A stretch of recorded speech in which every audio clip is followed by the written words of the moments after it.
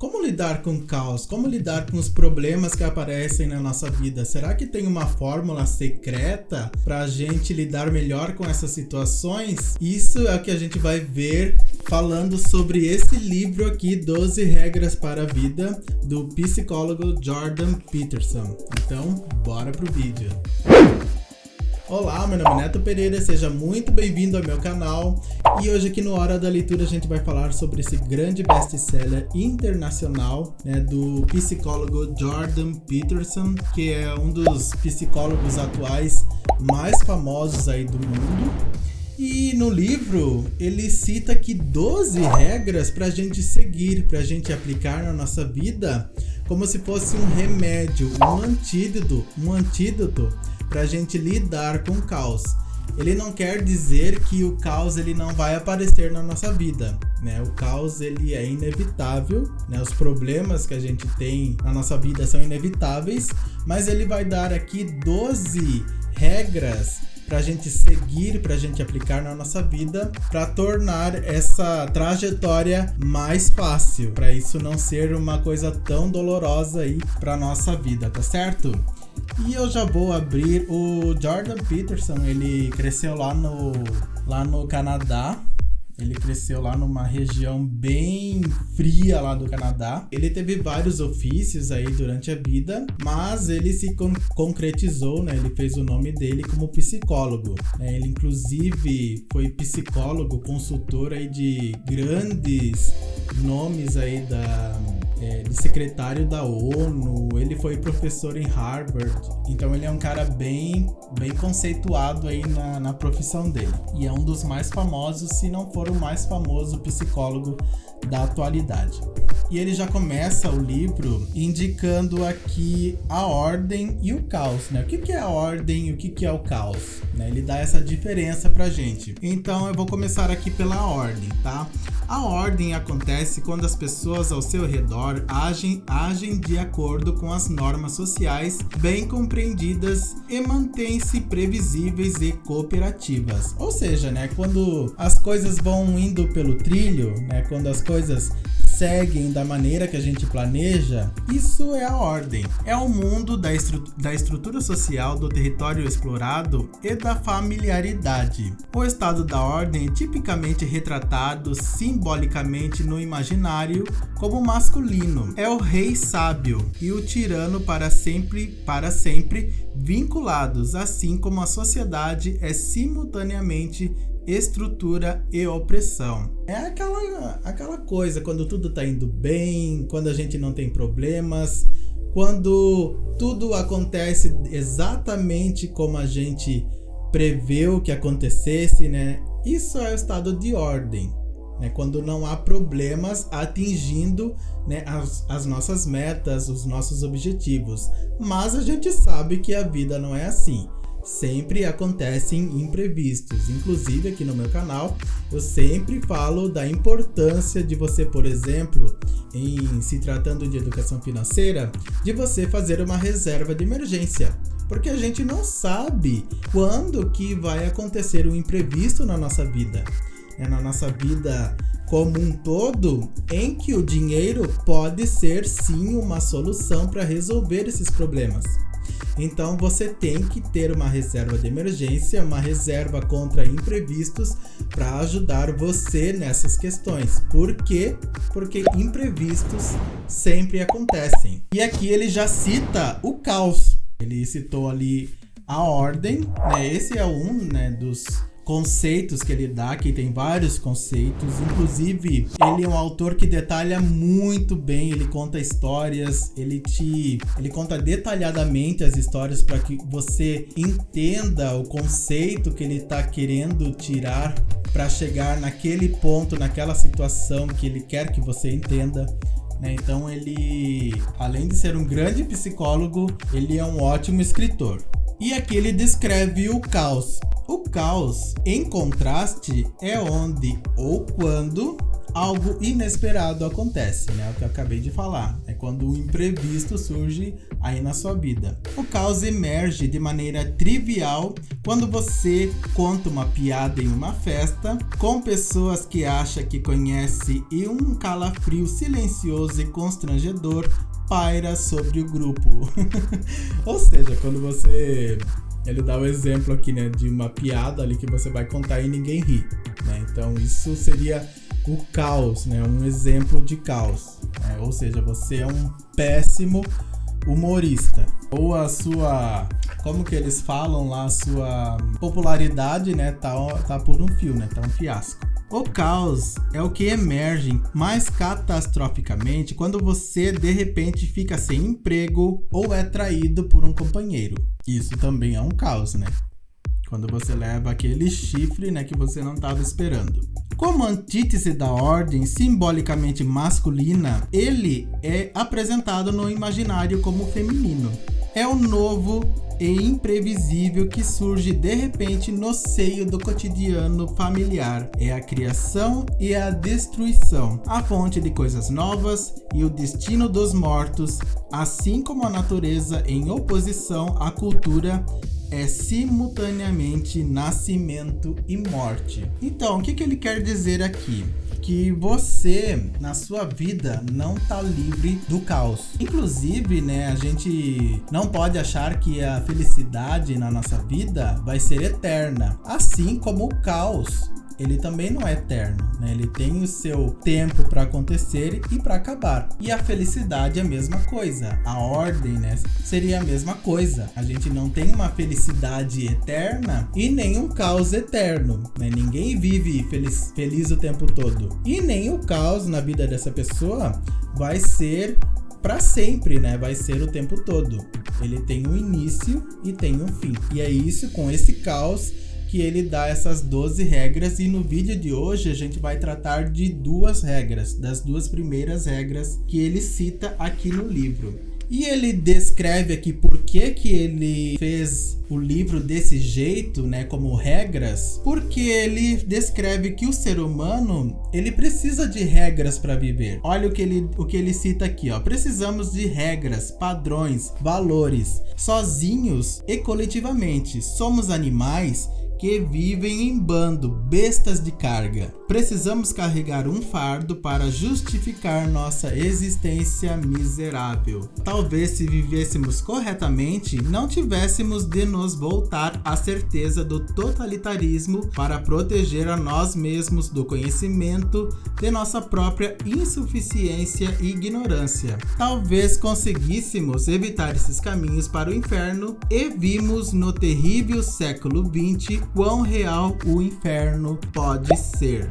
Ou seja, o que ele quer dizer com isso? Que se a gente fosse perfeito, se nós fôssemos criaturas perfeitas, a gente não precisaria ter essas regras na nossa vida para cumprir, porque a ordem seria estabelecida como um todo, né? A gente viveria em ordem. Como a gente tem essa tendência para o caos ele acontece na nossa vida, a gente não é perfeito, a gente precisa de regras para que sejam cumpridas, e é por isso que ele pensou aqui nessas 12 regras para fazer esse livro, para que ficasse mais fácil da gente compreender. E ele descreve aqui a regra número 1, costas eretas, ombros para trás. O que será que ele quer dizer com isso? Costas eretas, ombros para trás. Ele começa falando do exemplo de uma lagosta.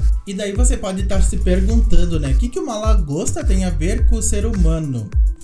Primeiro, ele descreve aqui que o sistema nervoso da lagosta é relativamente simples, com neurônios, as células mágicas do cérebro, grandes e facilmente observáveis. Por causa disso, os cientistas puderam mapear o circuito neural das lagostas com muita precisão.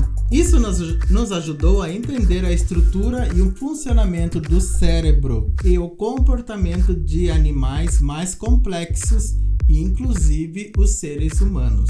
As lagostas têm mais em comum com você do que você pode imaginar, especialmente quando você faz boca de siri. Ele completa aqui que as lagostas, quando elas são muito territorialistas, elas brigam entre si por causa de território. E ele descreve aqui que as lagostas, quando elas estão em combate uma com as outras, elas soltam um líquido, e quando a outra lagosta ela capta esse líquido tem informações que vão dar para ela tudo que a outra lagosta tem. Por exemplo, se eu sou uma lagosta e solto esse líquido, a outra lagosta, quando captar as informações desse líquido, ela vai saber se eu sou uma lagosta forte, se eu sou uma lagosta fraca, se eu sou uma lagosta de mais idade, se eu sou uma lagosta que tem energia, se eu tô doente. Ou seja, todas as informações e minhas características vão estar presentes neste líquido. Então as lagostas, elas são muito territorialistas. E ele cita aqui também o exemplo de um pássaro, da cambaxirra, que é um pássaro lá da América do Norte. Esses pássaros são eles são pequenininhos, mas eles também são extremamente territorialistas. São pássaros ferozes, briguentos, que comem insetos e que são comuns lá na América do Norte. Tá, mas o que tem a ver aí até agora tudo isso com o ombro ereto, né? Costas para trás, o que isso tem a ver? E ele continua aqui, ó. As cambarrixas e as lagostas são muito diferentes, óbvio, né? Uma vive lá embaixo da água e a outra é um pássaro, né? Mas ambas são obcecadas por status e posição, por exemplo, como muitas outras criaturas. E ele descreve aqui a sua postura. Não que você tenha que ser uma pessoa que goste de ostentar, que goste de aparecer, mas você tem que ser uma pessoa que imponha respeito sobre as outras. Respeito aqui, ele não quer dizer que as outras pessoas têm que ter medo de você, mas você tem que mostrar o seu papel, o seu legado nessa vida. Para que você veio nessa vida? Você é daquela pessoa que sempre abaixa a cabeça, que não tem opinião, que não tem vida própria, que sempre fica à mercê das opiniões dos outros, da aprovação dos outros, da aprovação social? Ou você tem o controle da sua vida? É isso que ele quer dizer aqui, com o exemplo ali da cambarrixa e da lagosta, que você tem que ter o controle da sua vida.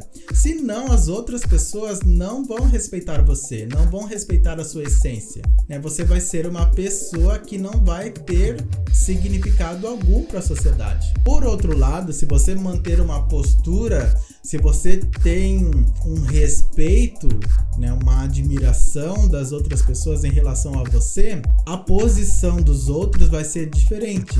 Não uma posição de medo, mas uma posição de respeito. É uma posição de, pô, aquele é o cara, ele toma conta da vida dele, ele é uma pessoa bem-sucedida, né? Tudo que ele toca dá certo. Mas por que dá certo? Porque essa pessoa, ela assumiu o controle da vida dela, ela não deixou nem que a sociedade, né, nem que as outras pessoas deixassem que ela ficasse de cabeça baixa. E ele continua aqui, ó.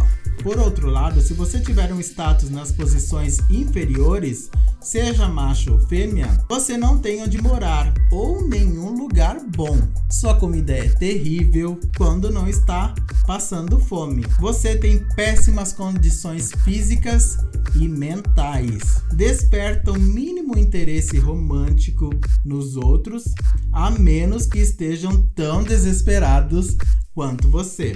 Olha só que interessante. Quando você tem uma posição, né, de baixa autoestima, quando você, né, não tem uma posição de ombros eretos, né, de uma posição, né, de assumir o controle da sua vida, você fica desinteressante para as outras pessoas. Percebe? As outras pessoas não veem. Por que elas vão querer ficar do lado de uma pessoa desinteressante, de uma pessoa que não vai acrescentar nada na vida delas, né? Não vai oferecer nada de bom, né? Uma pessoa totalmente destruída, uma pessoa que não tem sucesso, Por que as pessoas vão admirar e por que essa pessoa, né, tão desprezível vai atrair outras pessoas para perto dela? Não vai. Então é isso que ele tá querendo dizer aqui. Você tem mais chances de ficar doente, envelhecer rapidamente e morrer jovem, com poucas pessoas, se houver alguma, para chorar a sua morte. Até o dinheiro pode ser de pouco uso. Você não vai saber usá-lo porque é difícil usar dinheiro de forma apropriada, especialmente se não está familiarizado com ele. O dinheiro o deixará sujeito às perigosas tentações de drogas ilícitas e álcool, que são muito mais recompensadores se você esteve privado de prazer por muito tempo. O dinheiro também fará de você um alvo fácil para predadores e psicopatas que anseiam por explorar aqueles que existem nas camadas mais baixas da sociedade. A base da hierarquia e dominância é um lugar terrível e perigoso de se estar. Ou seja, além de você estar numa situação ruim para você, você vai ser uma vítima fácil, né, para as outras pessoas que vão querer manipular você. É isso que ele está querendo dizer. Por outro lado, se você assume uma postura de controle aí da sua vida, a situação é totalmente diferente. Você se torna o rei, digamos assim, da sua vida. As outras pessoas vão admirar você. E isso é tão verdade que muitas vezes as pessoas se perguntam, né? Por que ninguém se aproxima de mim? Por que ninguém me dá valor? Por que ninguém me respeita? Por que ninguém quer namorar comigo? Por que ninguém faz amizade comigo? Passa tempo ao meu lado? Por que ninguém valoriza o que eu faço? E a resposta pode estar nessa regra, né? Na falta dessa regra, na verdade, da aplicação dessa regra. Você não se coloca numa posição em que as pessoas vão te valorizar. Você mesmo não se valoriza. Você mesmo não tem o controle da sua vida. Você fica à mercê dos outros, você fica à mercê da vida, você fica ali esperando que as coisas aconteçam para você. Os resultados que você tem agora, eles são resultados provenientes das suas ações lá no passado, lá atrás. Se você quiser ter um resultado diferente na sua vida, você vai ter que fazer coisas diferentes, ações diferentes. Se até agora ninguém te olha, ninguém valoriza seu trabalho, a sua profissão, ninguém valoriza você como pessoa, ninguém te respeita, você não é uma pessoa bem-sucedida, tá na hora de você apresentar resultados diferentes e ter o controle da sua vida na sua mão. Para isso, você tem que ter um autoconhecimento, saber quem que você é e para que você quer deixar um legado. Você quer ser lembrado nessa vida por quê? Por qual motivo? Qual o interesse que você tem em fazer as coisas? Então, essas coisas, essas questões são importantes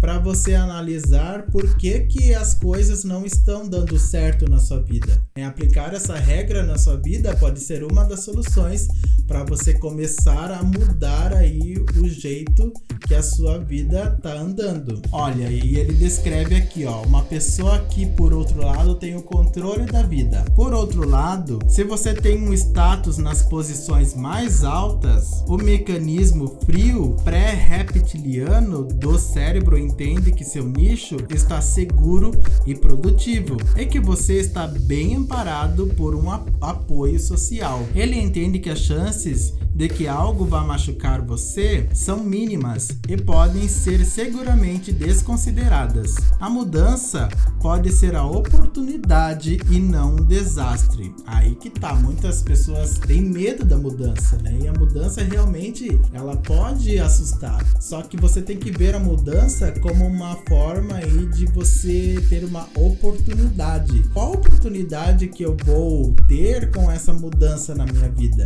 É claro que isso não é fácil, porque vai fazer com que a gente saia de uma zona de conforto em que a gente estava acostumado com a ordem, né? A ordem estava estabelecida até que a mudança, que é o caos, ela chega. né? O imprevisto, como eu já te falei. E esse imprevisto é que você tem que saber lidar com ele. E muitas vezes esse imprevisto é uma oportunidade de você alavancar a sua vida, alavancar aí o controle da sua vida. E ele continua aqui, ó. A serotonina flui plenamente. Isso o deixa confiante e calmo, permanecendo alto e ereto, bem menos em alerta constante. Uma vez que a sua posição esteja segura, o futuro provavelmente será bom para você. Vale a pena pensar em longo prazo e planejar um amanhã melhor. Você não precisa se agarrar impulsivamente a qualquer migalha que aparecer na sua frente. Isso é muito importante. As pessoas hoje em dia estão acostumadas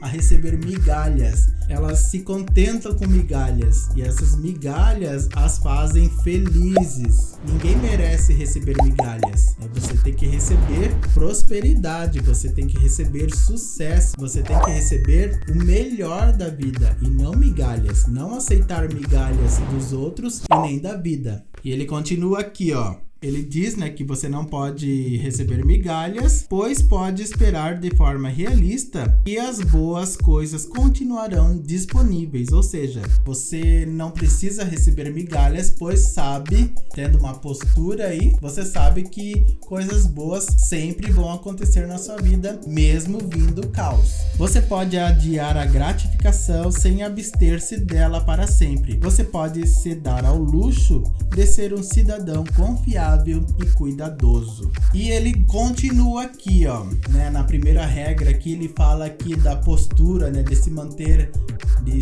ereto, né, mas ele descreve aqui que isso não é uma condição física, que você tem que andar agora ereto, né, ombro para trás, para a sua vida poder dar certo, para você se livrar do caos, para você ter o respeito e o controle da sua vida. Mas é uma postura que vem aqui de dentro também, da sua mentalidade. E ele continua aqui, ó. Mas levantar a cabeça, manter as costas eretas e os ombros para trás não é algo somente físico, pois você não é apenas um corpo. Por assim dizer, você também é um espírito, uma psique. Levantar a cabeça fisicamente também significa, evoca e demanda erguê-la metafisicamente. Levantar a cabeça, manter as costas eretas e os ombros para trás é aceitar a terrível responsabilidade da vida com os olhos bem abertos. Muita gente caminha aí pela vida, deixa a vida levá-la, né? É aquela música do Zeca Pagodinho, deixa a vida me levar, vida leva eu. Só que essa música é muito gostosa aí de você cantar, tudo, mas, né, se você for aplicar na sua vida, você tá ferrado, né? Porque você não pode deixar que a vida te leve pros caminhos que ela quiser de olhos fechados. Muito pelo contrário, saber lidar com os imprevistos e as responsabilidades que a vida vai jogar aí nas suas costas de olhos bem abertos, né? Estando bem atento, né? E assumir as responsabilidades não é uma coisa fácil, é uma coisa que exige de nós uma postura forte. O sucesso, ele não chega para todo mundo, ele só chega para aquelas pessoas que realmente mantêm uma postura, né, de disciplina, são firmes, são fortes, são resistentes, são resilientes em relação aos problemas, ao caos, né, que podem atingir a nossa vida a qualquer momento. Pare de se curvar e ficar se arrastando.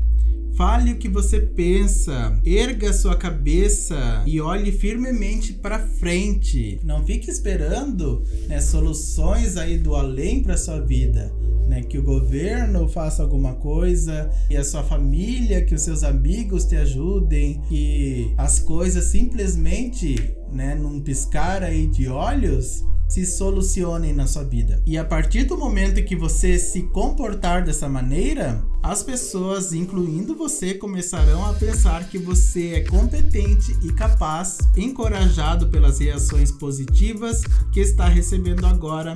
Você começará a ser menos ansioso. Então achará mais fácil prestar atenção às sutis dicas sociais que as pessoas trocam quando estão se comunicando. Isso vai lhe dar mais chances, olha só que interessante, isso vai lhe dar mais chances de conhecer pessoas, interagir com elas e impressioná-las. Você não é uma ilha, você não pode pensar que as coisas vão acontecer se você fica isolado, solitário, se você não interage com as pessoas. E como que essas outras pessoas vão achar você interessante ou vão poder te ajudar se elas nem te conhecem? A partir do momento que a gente tem esse controle, as outras pessoas começam a olhar pra gente de maneira diferente, começam a olhar com respeito, começam a admirar a nossa atitude, a nossa vida, o nosso legado, as coisas que a gente faz. Começam a dizer: nossa,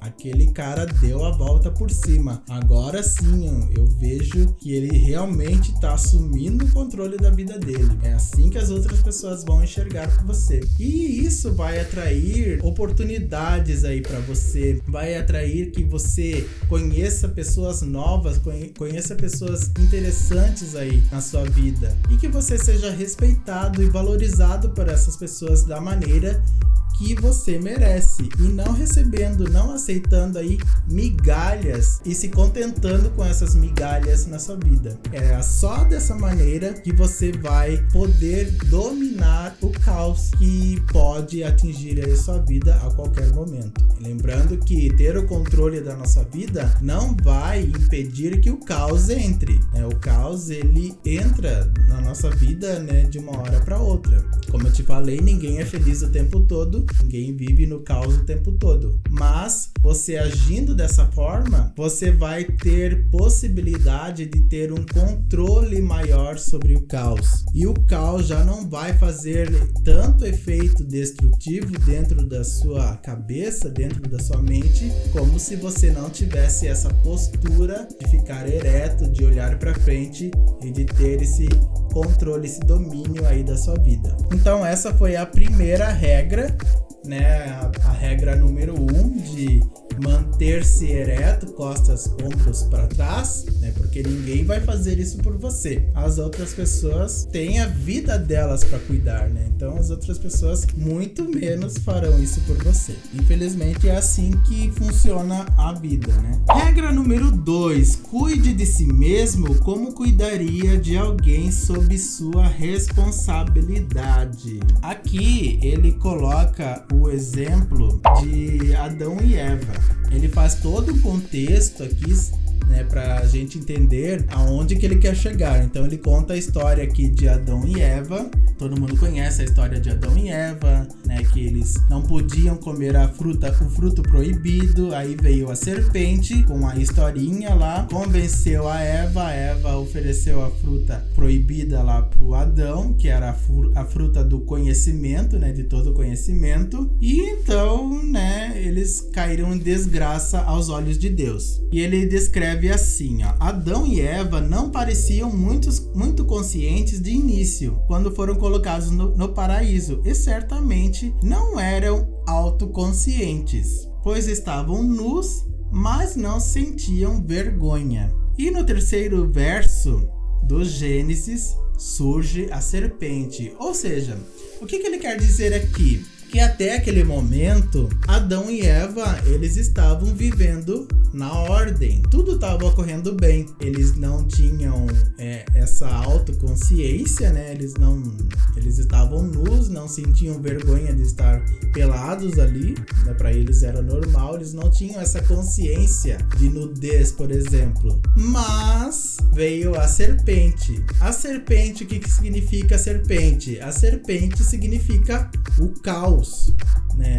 Nem tudo pode ficar em ordem o tempo todo. Sempre tem o caos, sempre tem o imprevisto que pode terminar aí com a ordem de uma hora para outra. Então ele descreve aqui: a serpente no Éden, portanto, significa a mesma coisa que o ponto preto no Jin do símbolo de totalidade taoísta do Yin Yang, que é esse símbolo que eu vou colocar aqui na tela para vocês. Isto é, a possibilidade de que o desconhecido e revolucionário se manifeste repentinamente quando tudo aparenta estar calmo. Quando tudo parece que vai indo bem, vem aquele imprevisto, aquela coisa que a gente não estava esperando, aquela situação, aquele problema, e termina com essa ordem. É isso que a serpente significa. O término ali do momento de ordem. É o caos incorporado. E ele continua aqui, ó. A pior de todas as serpentes possíveis é a eterna inclinação humana para o mal. A pior de todas as serpentes possíveis é psicológica, espiritual, pessoal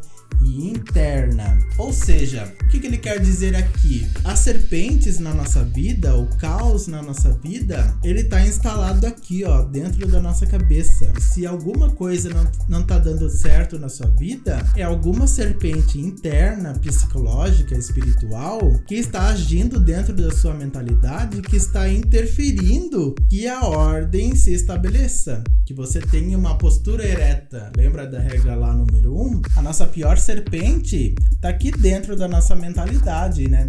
Das atitudes que a gente toma em relação à nossa vida. E a gente vai lá, obedece essa serpente interna que fica aqui dentro, né, falando pra gente agir de determinada maneira, cuidar de nós mesmos para que essa serpente não tome conta da nossa vida. E ele continua aqui, ó. Uma serpente, metaforicamente falando, vai inevitavelmente aparecer. A gente nunca espera que uma coisa possa dar errado. A gente sempre espera que as coisas vão dar certo. E é isso que pode ser o pior erro das pessoas. Achar que sempre as coisas vão dar certo. Você tem que planejar que as coisas vão dar certo sabendo que serpentes podem aparecer. E você tem que controlar essas serpentes. Você não pode deixar que essas serpentes tomem conta da sua vida. E ele até coloca aqui uma citação aqui do Édipo.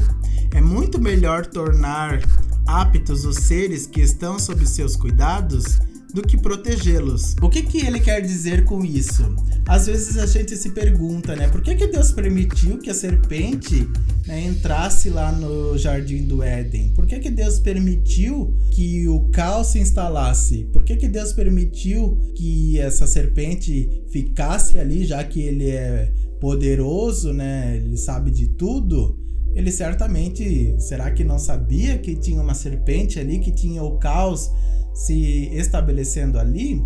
E a resposta é que talvez Deus achasse que a sua nova criação, né, que são os seres humanos, conseguiria dominar a serpente e considerou a presença dela como o menor dos males.